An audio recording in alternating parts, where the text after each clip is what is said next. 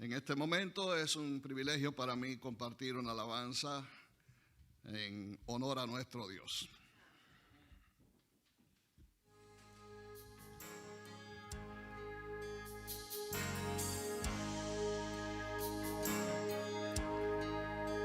Pronto el día llegará en que penas cesarán, nubes se disiparán, lágrimas se enjugarán, todo es paz por siempre allí, en la patria celestial. Oh sí, glorioso día será. Oh, qué día aquel será, cuando a Cristo ve al fin y el rostro contemplar de quien su vida dio por mí. Él mi mano tomará para guiarme al hogar. Oh sí, glorioso día será.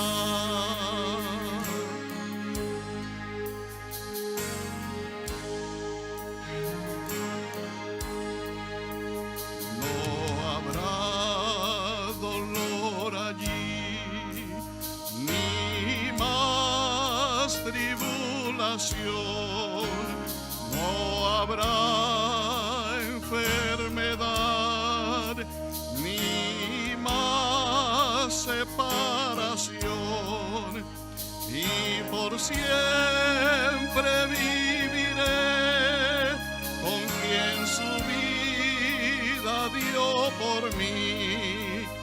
Oh sí, glorioso día será.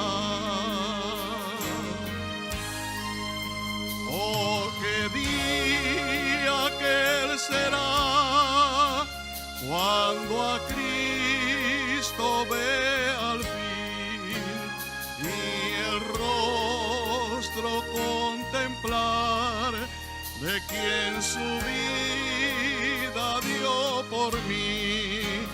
Él mi mano tomará para guiarme al hogar.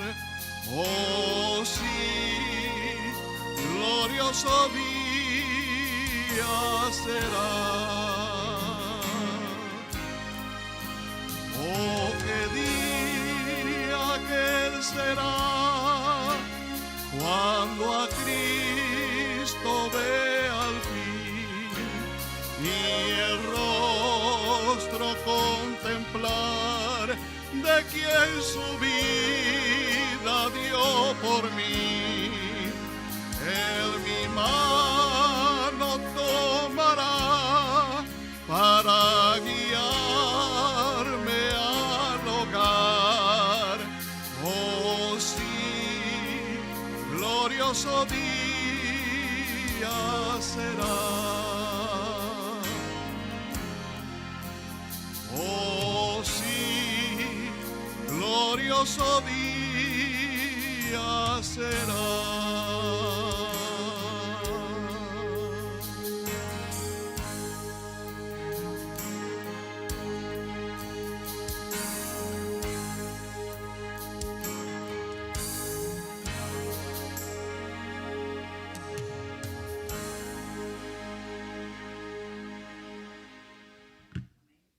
Gloria sea a nuestro Dios. Hace un tiempo surgió una polémica en la Iglesia Adventista a raíz de 3 estudios presentados por el doctor John Pauline, quien es catedrático de una de las más connotadas universidades nuestras, la Universidad de Loma Linda, allá en California. Y esta presentación que el doctor Paulín hizo de 3 estudios fue auspiciada por la Asociación Central Adventista de California. En esa presentación, el anfitrión, que es el presidente de esta asociación, hubo de introducir al doctor Paulín y también expresó que no era el propósito fundamental entrar en discusión acerca de los temas que se iban a presentar en aquella oportunidad. O sea, no era para polemizar, sencillamente era para informar en un tema que es quizás muy favorito para algunos estudiosos de la Biblia y sobre todo dentro de la Iglesia Adventista, que hoy en día confronta ciertas áreas de discusión. Y me refiero mayormente a lo que trata sobre la ley dominical. En los argumentos que él presentó, entre los argumentos que él presentó, hay algunos puntos de interés que voy a presentarles a ustedes también, tales como, número 1, Dios es impredecible y puede cambiar el giro de las profecías de acuerdo a las circunstancias y al tiempo. Al decir esto, bueno, pues se entiende de que si usted se guía por las profecías bíblicas, de acuerdo a los eventos finales, los eventos escatológicos, tiene que esperar que como Dios es impredecible, si a mitad del camino a Dios se le ocurrió cambiar de idea, usted va a quedarse en el aire porque no va a saber exactamente cómo van a ocurrir las cosas.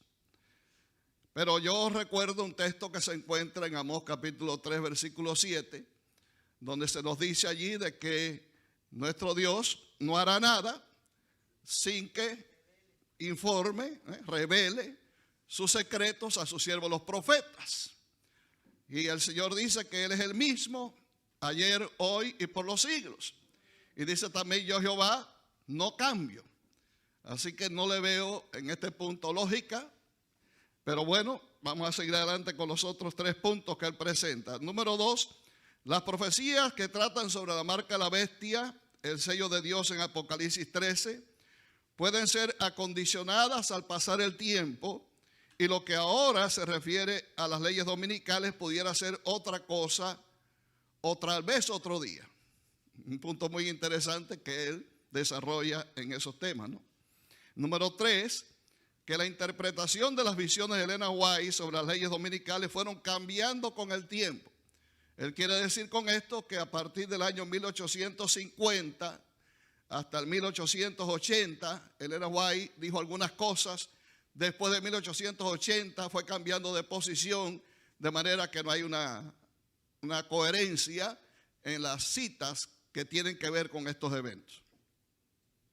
Y número 4, que los tiempos han cambiado desde la década de 1880, tal como les digo, de tal manera que niega algunos detalles de los escritos de Elena White. O sea, estos son algunos de los puntos que él presenta. Y claro está, en la iglesia adventista, que está, digamos, llena de hermanos que les gusta estudiar, que les gusta investigar por sí mismos, indudablemente estos puntos de vista se prestarían a discusión. El hecho de que yo traiga esto en esta mañana obedece a mi interés, no de entrar en discusión con el doctor Paulín. Yo lo respeto, él es un catedrático, es un teólogo adventista, pero simplemente voy a presentar mi posición al respecto, porque creo que evidentemente tenemos derecho a polemizar. O sea, la iglesia adventista no puede estar amarrada al pensamiento de una sola persona. Eso va en contra de lo que la Biblia enseña también y lo que enseña el espíritu de profecía. Pero yo voy a entrar en el tema en esta mañana y vamos a tratar esto en el marco del título que aparece ahí. Profecías apocalípticas, ¿son condicionales? Y ese es el tema. Vamos a probar si realmente son condicionales o no. Primeramente debo decir que una profecía condicional es aquella que sea de recompensa o castigo, cuyo cumplimiento puede ser modificado tomando en cuenta la respuesta ofrecida por el sujeto en cuestión. Eso es lo que es una profecía condicional. En otras palabras, solamente las profecías condicionales son aquellas que Dios pronuncia, puede ser sobre una persona, puede ser sobre una ciudad, sobre una nación, pero de acuerdo al comportamiento que ha tenido esa persona o esa ciudad, Dios puede modificar esas profecías. Aquí tenemos un texto que se encuentra en Jeremías 18:10, no sé por qué cambió el color acá, pero bueno. Dice acá, en un instante hablaré contra pueblos y contra reinos, para arrancar y derribar y destruir.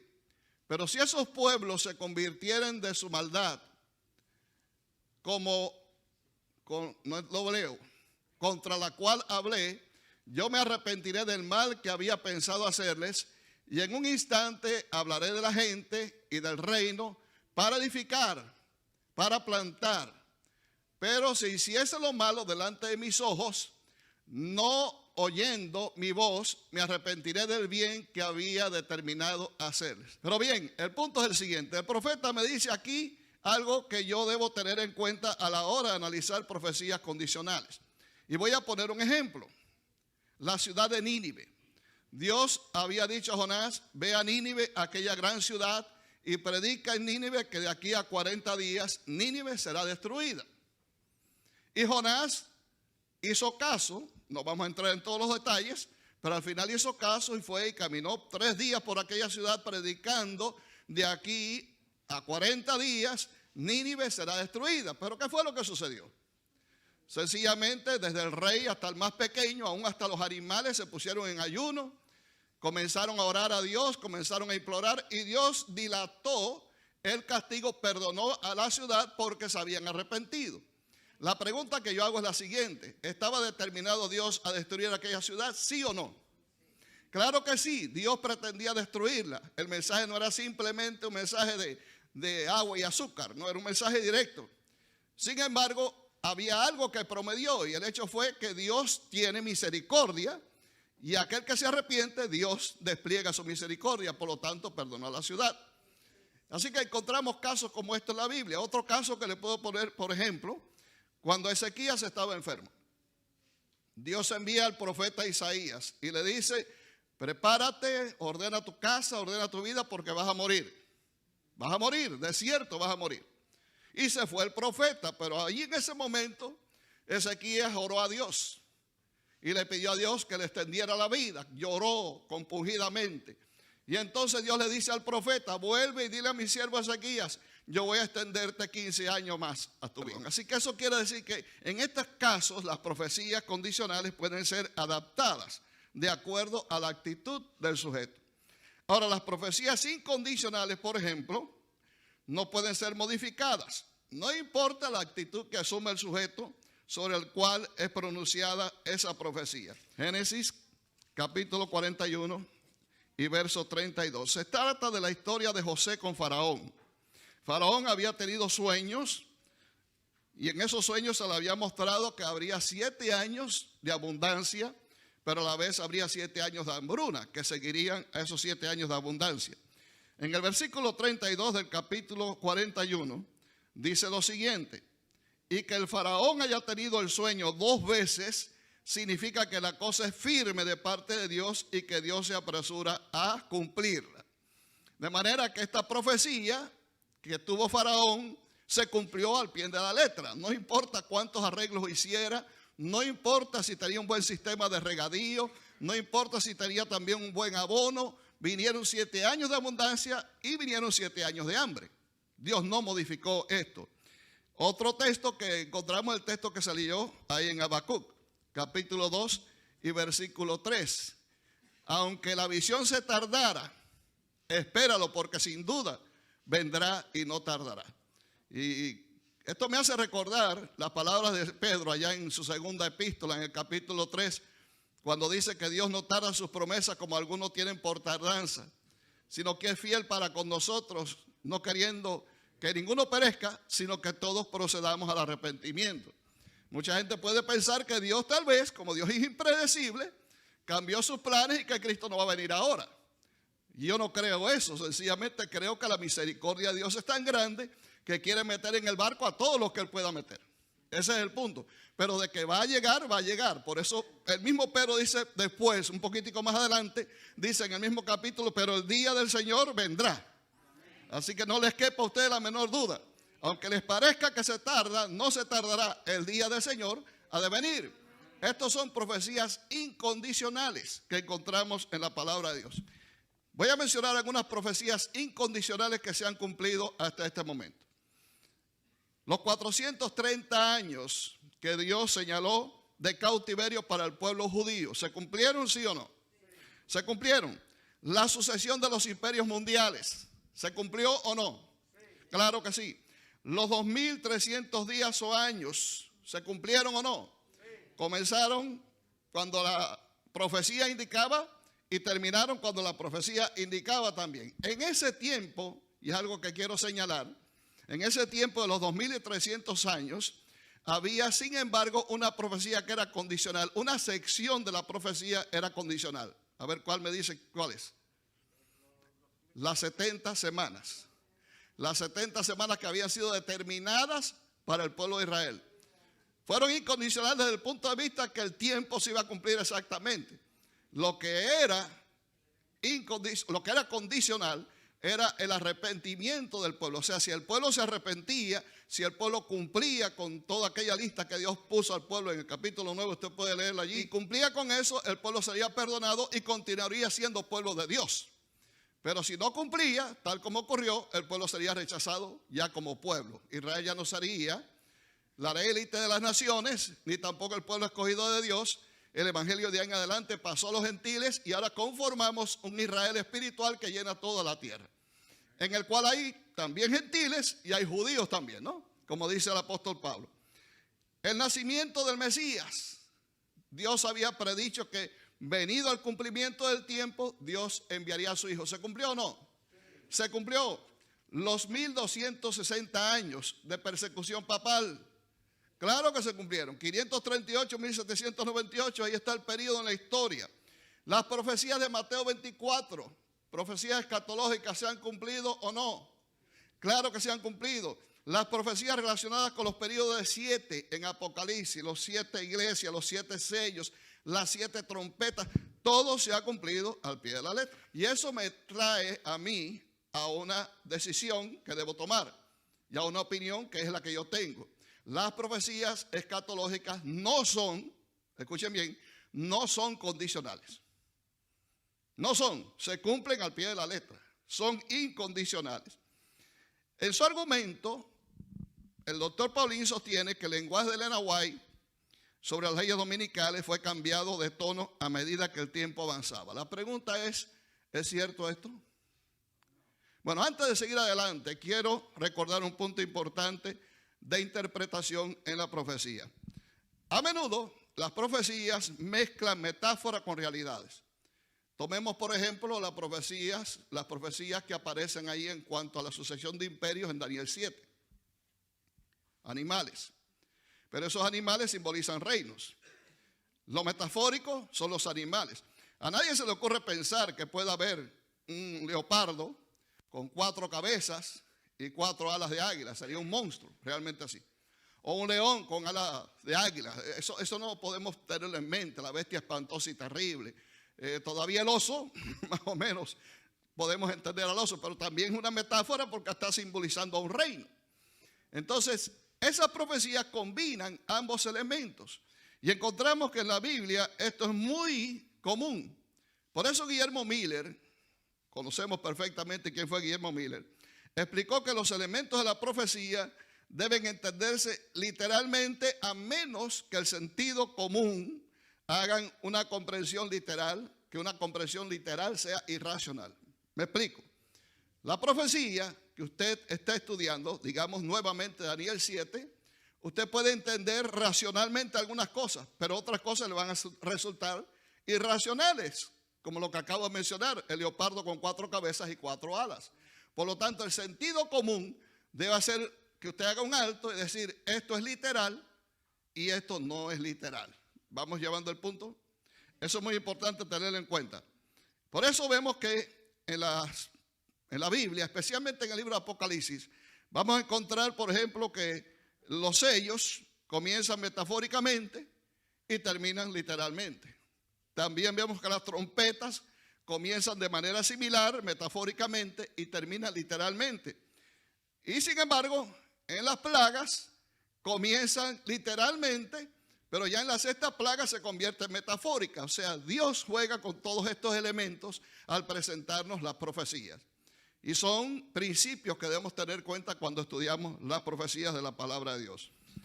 Tengamos en cuenta que cuando usted estudia Apocalipsis 13, usted va a encontrar que los primeros 12 versículos ya se han cumplido. Voy a mencionar algunos detalles que encontramos ahí. El surgimiento de la primera bestia, que representa en su primera instancia a la Roma imperial y después a la Roma papal, se ha cumplido. Ya eso es cumplimiento, eso es historia. También la herida mortal que fue infligida a una de las cabezas que representa la Roma papal, esto también se cumplió en el año 1798. El general Berthier llevó al Papa Pío VI preso a Aviñón, allá en Francia, donde murió, y esta fue precisamente la herida que aparentaba ser mortal. Pero tiempo después vino el Tratado de Letrán y finalmente el Papa fue instaurado también en su dominio temporal, de manera que la herida mortal fue sanada y la tierra se maravilló en pos de la bestia. ¿Se cumplió o no?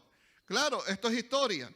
Encontramos, por ejemplo, los 42 meses, Apocalipsis 13, que es equivalente a los 1260 años de persecución. Como dije, esto es historia cumplida. El surgimiento de la segunda bestia, que de acuerdo a nuestra interpretación representa a los Estados Unidos de América, ya ocurrió cuando en el año 1776 fue firmada la Declaración de Independencia.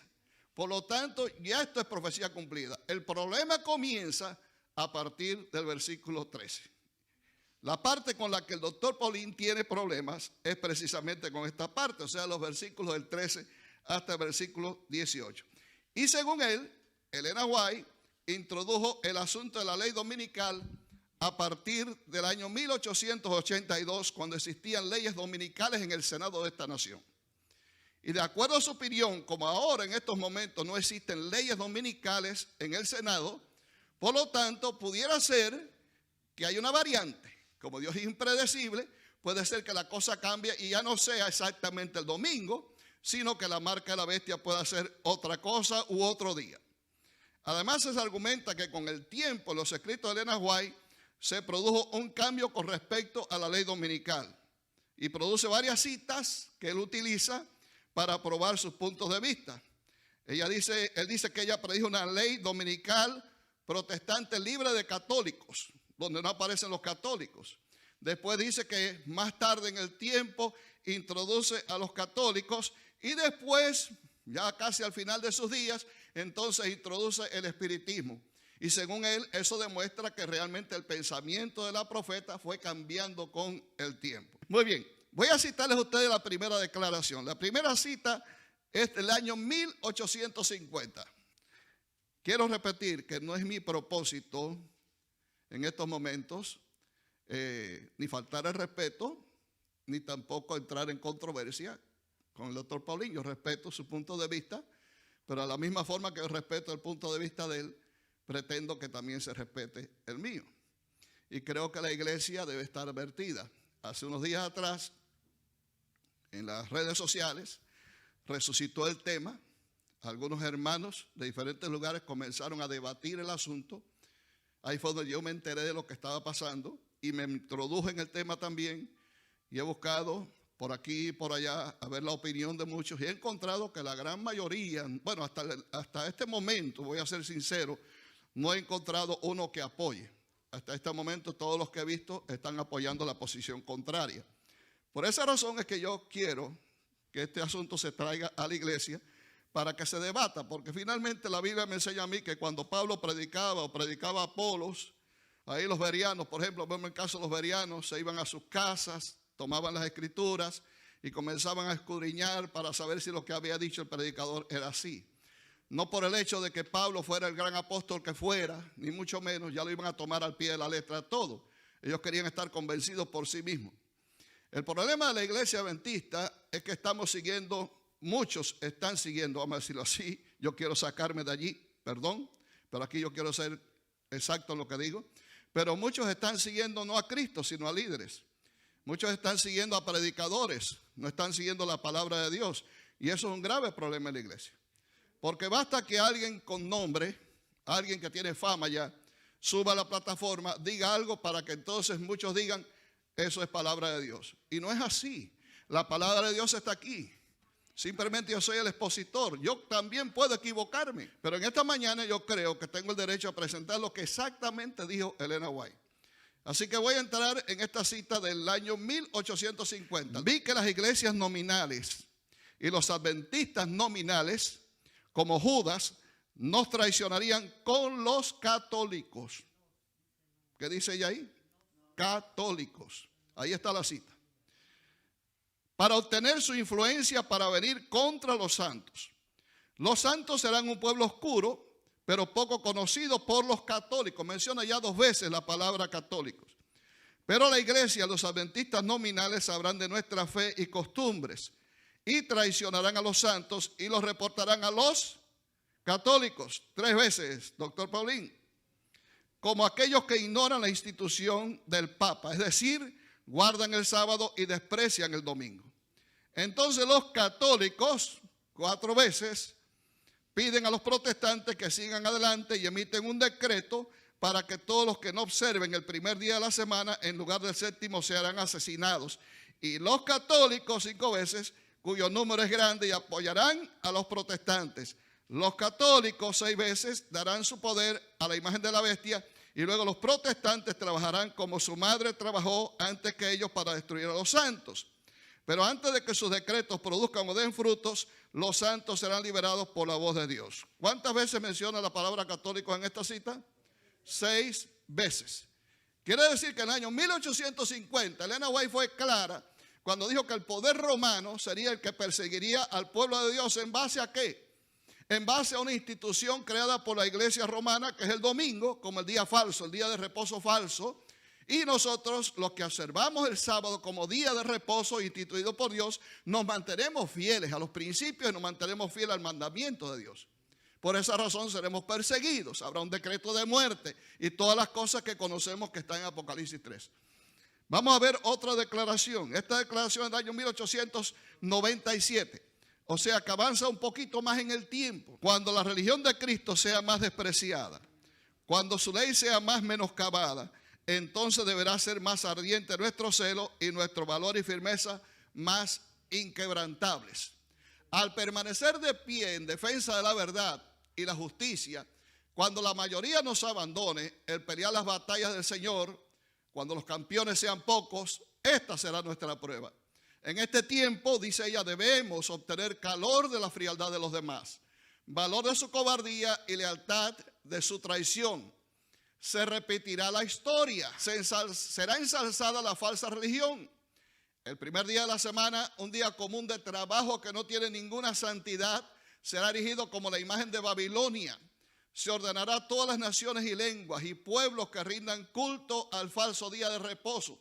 Y voy haciendo mención de que es una constante cuando ella menciona en todo momento y en toda época el domingo como el problema crucial.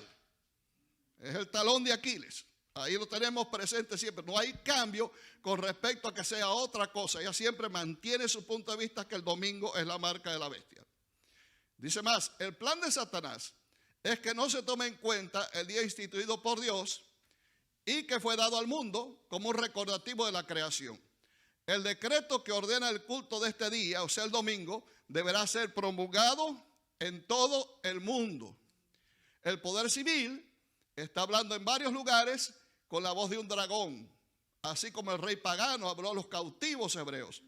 Pruebas y persecuciones sobrevendrán a todos los que obedezcan la palabra de Dios y se nieguen a rendir culto a este falso día de reposo. La fuerza es el último recurso de toda religión falsa.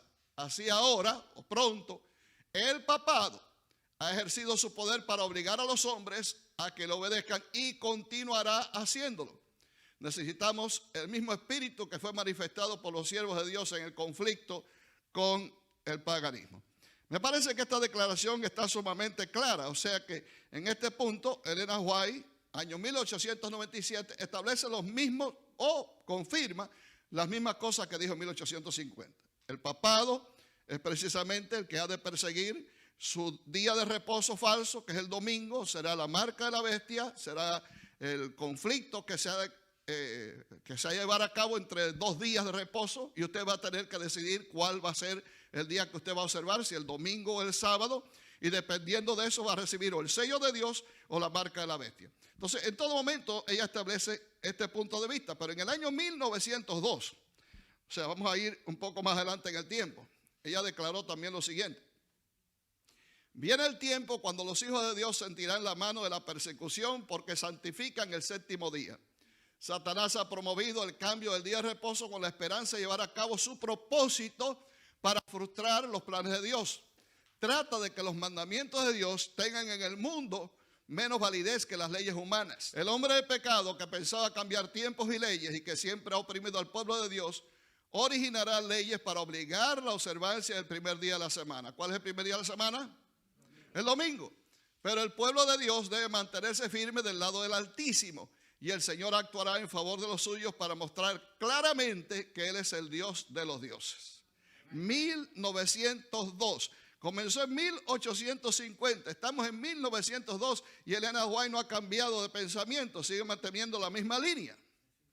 No veo por dónde le entra el agua al coco. En otras palabras, no veo de dónde sacó este doctor esa idea de que Elena White cambió en relación a esta posición que es escatológica, que nosotros conocemos, que Apocalipsis 13 la establece y que llega hasta nuestros días. No entiendo por dónde sale el asunto. Pero bien, él dice también de que Elena White en ese cambio introdujo el asunto del espiritismo. En esta declaración ella dice: por el decreto que imponga la institución del papado en violación a la ley de Dios, nuestra nación se separará completamente de la justicia. Cuando el protestantismo extienda la mano a través del abismo para asir la mano del poder romano, cuando se incline por encima del abismo para darse la mano con el espiritismo, cuando bajo la influencia de esta triple unión nuestro país repudie todo principio de su constitución como gobierno protestante y republicano y haga provisión para la propagación de las mentiras y seducciones papales, entonces sabremos que ha llegado el tiempo en que se verá la asombrosa obra de Satanás y que el fin está cerca. Bien, ciertamente aquí en esta declaración, que fue en el tiempo ya más avanzada, ella introduce el espiritismo. ¿Cómo podemos responder a ese punto, no? Porque bueno, él dice, ahí ustedes tienen una prueba de que Elena White cambió con el tiempo. Ella no dijo nada del espiritismo en el pasado, pero ahora lo dice ya casi al final de sus días. ¿Cómo fue posible que esto ocurriera? Se mantiene otra cosa muy importante: el catolicismo está presente. O sea, el poder romano está presente en esta declaración, no hay variante. Pero también, no solamente el espiritismo es introducido, sino también se introduce el protestantismo apóstata, del cual ella habló en el año 1850. Son las religiones protestantes más importantes de este país que se han de unir con el poder civil y formarán la imagen de la bestia, de la cual habla Apocalipsis 13. Y esa imagen de la bestia va a hacer que todos los moradores de la tierra adoren ¿a quién? A la primera bestia. Y van a hacer leyes también para obligar a los moradores de la tierra a adorar a la bestia en el día que la bestia ha separado como el día de reposo, que es el domingo. Y el que no obedezca esas leyes, pues será finalmente multado, le pondrán sanciones de tipo económico, no podrá comprar ni vender, y finalmente se va a emitir un decreto de muerte. Esos son los eventos que están por delante y que vienen a partir del capítulo 13, versículo 13 hasta el versículo 18. ¿Cómo podemos encontrar en toda esta madeja de acontecimientos escatológicos la obra del espiritismo? Primeramente, déjeme decirle algo. 1, 2, 3. Pensemos, por ejemplo, en Daniel 7 y Daniel 2.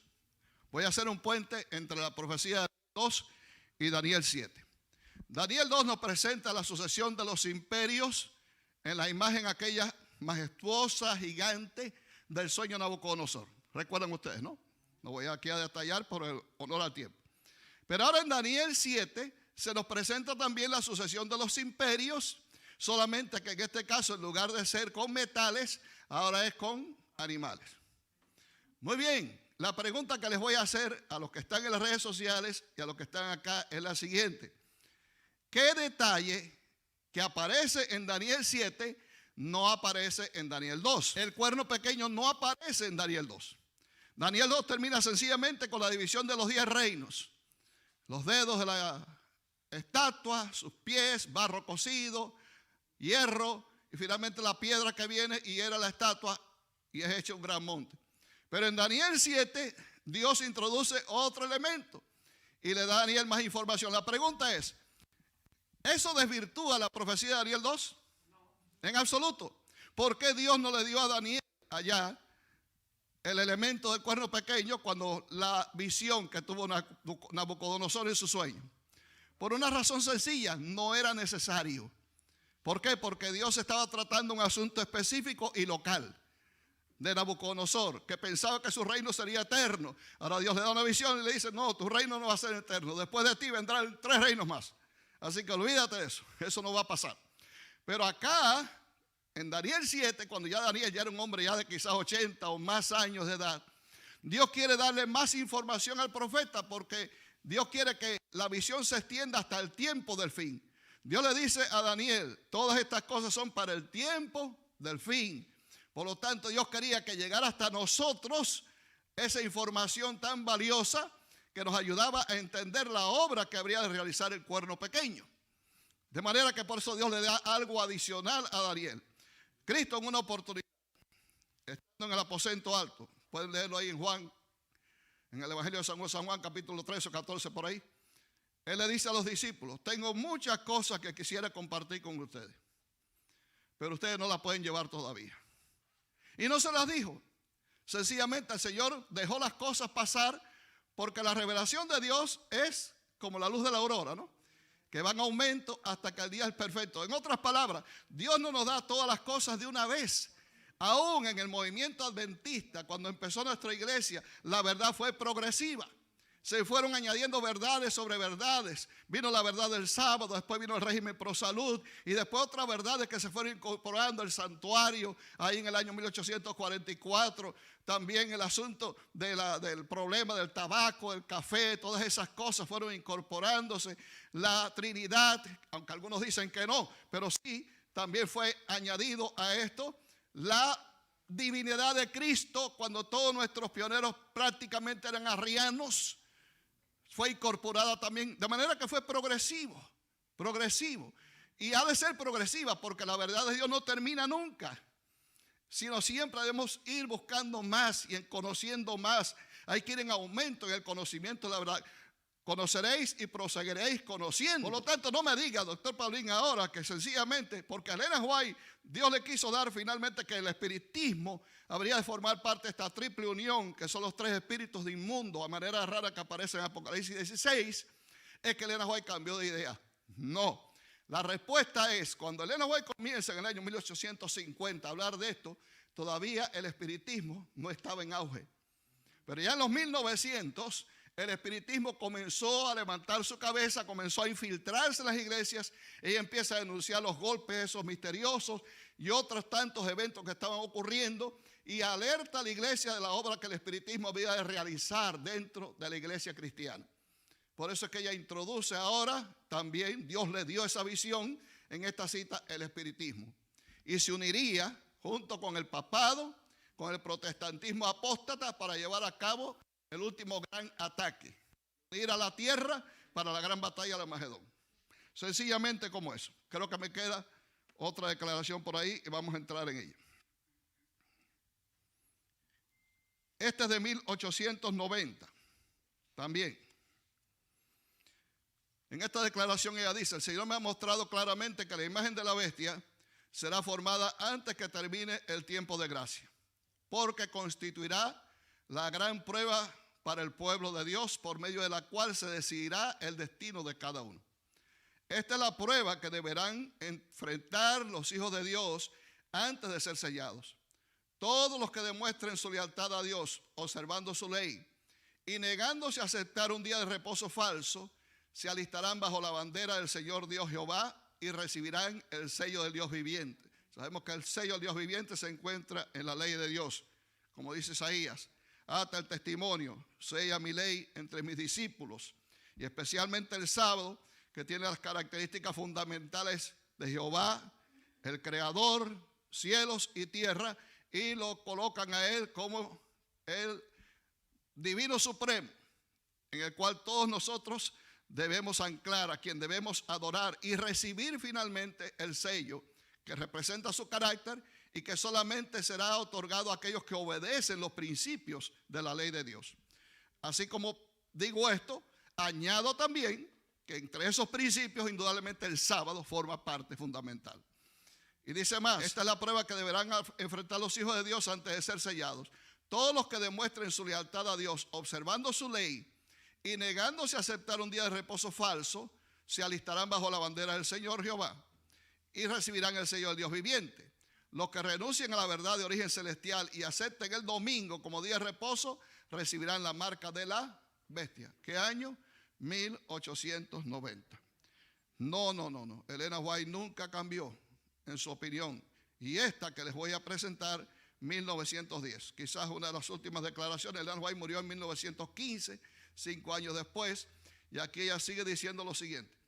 Cuando las iglesias protestantes se unan con el poder secular para sostener una falsa religión, para oponerse a lo cual sus antepasados sufrieron la persecución más dura. Cuando el Estado haga uso de su poder para poner en vigor los decretos y sostener las instituciones de la iglesia, entiéndase el papado, cuál es la institución fundamental, predominantemente fundamental de la iglesia romana.